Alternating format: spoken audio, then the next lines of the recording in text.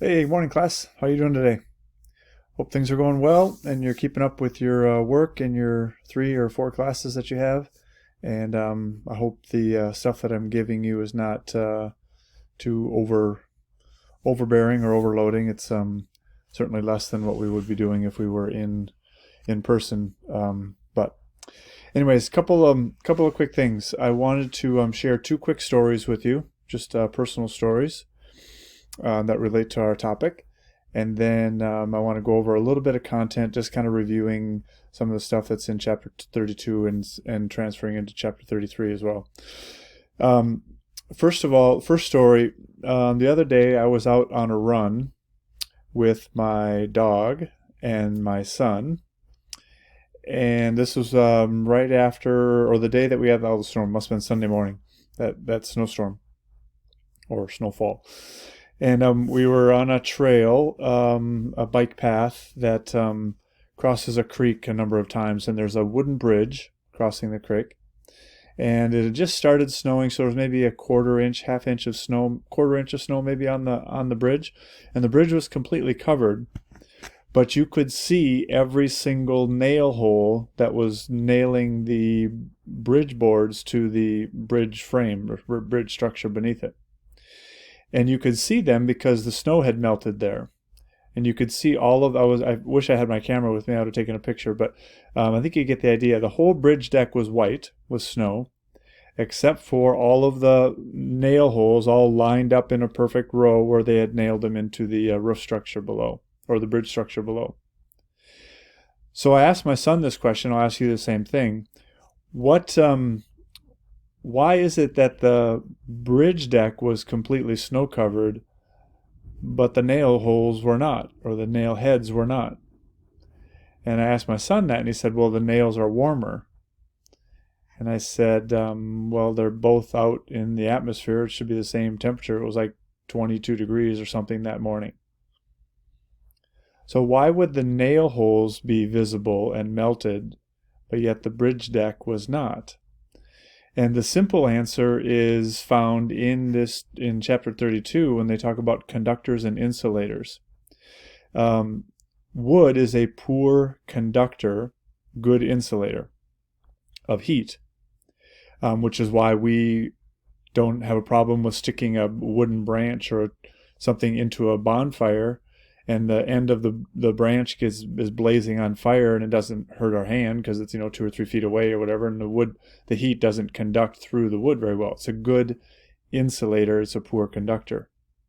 Metal, on the other hand, we wouldn't stick a metal rod into that bonfire because it wouldn't take too long for the end of the rod to get really hot because it is a good conductor of heat.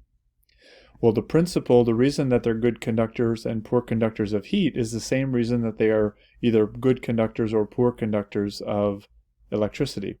If the electrons are free to move around, then they are good conductors of both heat and electricity. So the nail heads were conducting whatever heat was in the air, which was not a lot, but there was enough. It was conducting that heat to itself and therefore melting the snow, whereas the wood did not conduct that heat out and therefore did not melt the snow. So then the second story, this is a true story as well, from quite a few years ago. I was on a date with the woman who is now my wife. I think we were engaged. I can't remember exactly what stage of our relationship we were in, but it was in the winter, and we were coming out of a movie. And we were walking across the lobby of the movie theater, went out into the parking lot. I opened her car door, and she got in. I closed it. I got on the driver's side door, and before I started the car, I leaned over to give her a kiss. Yep, very romantic, right? And we got about 3-4 inches apart, and bam, big blue flash spark.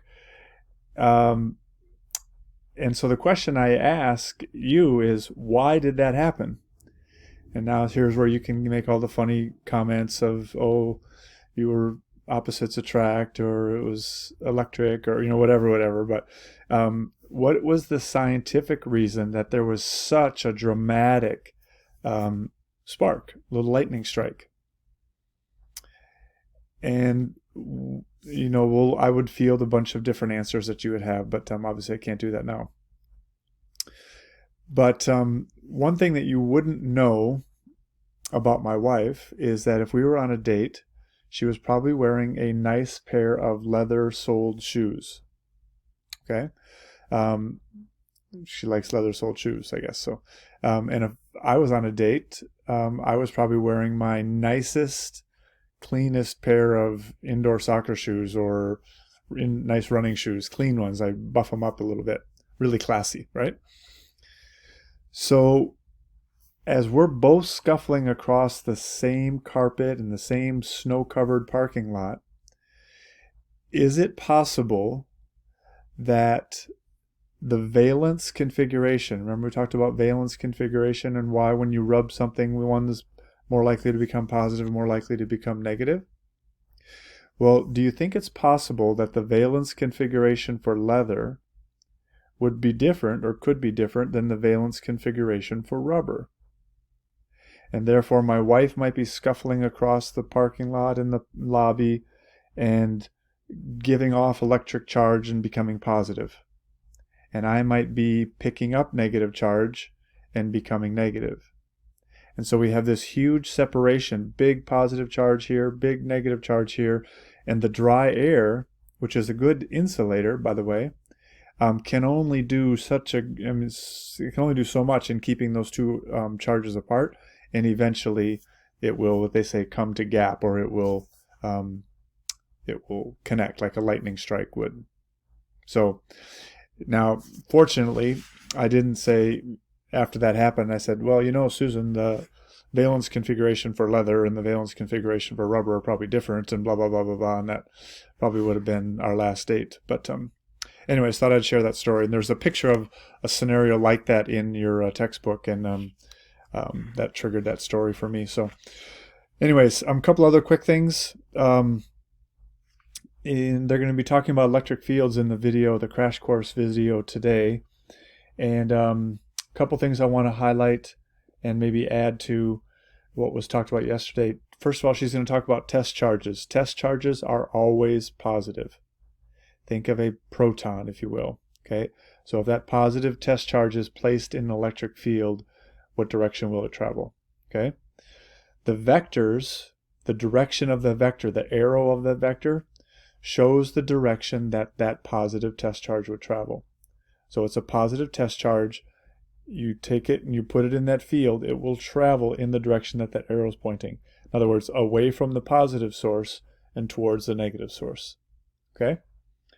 The closeness, how close those electric field lines are drawn, shows the strength. The arrow doesn't show the strength.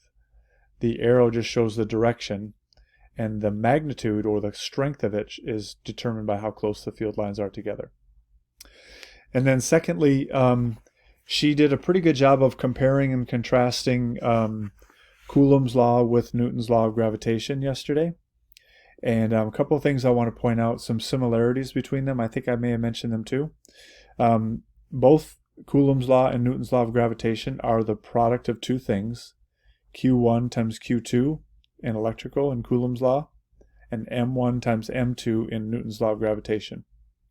That's a similarity. They are both inversely proportional to the distance squared that the two objects are apart. That's a similarity.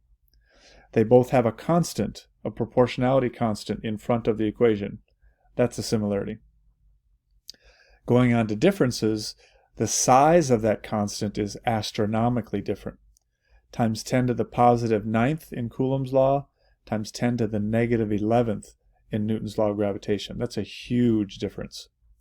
Another difference is electrical forces can be positive and negative, or in other words, they could attract or repel, whereas gravitational forces are only attractive.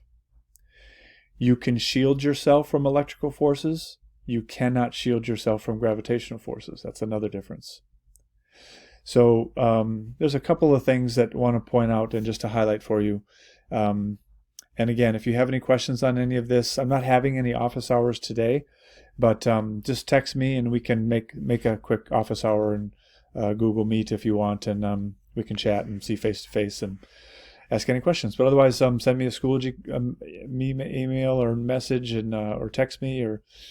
So hope you're doing well. And again, the test is on Friday, from anywhere from 9:30 to 3:30. It will be open.